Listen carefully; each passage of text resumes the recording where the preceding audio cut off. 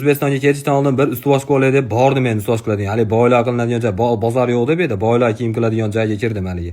Aka kami bormi deb so'ramaysiz hali. Yozilgan narxiga olishingiz kerak. U tashiga kirdim. Zo'r original Puma, Nike'lar turibdi. Hammasidan tanlab ko'rib, rosa o'zimga yoqqanlarini ushlab ko'rib, kostolarini tekshirib, hamma menga g'alati qaraydi. Hamma.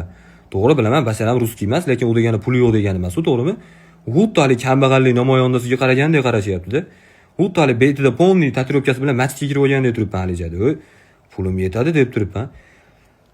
Bitta tepamga qarasam, Jenskiy tarafda yuribman ekan. Yarim soat yuribman hali joyda. 3-4 ta patinkani kiyib ham ko'rdim, deshanasizlar.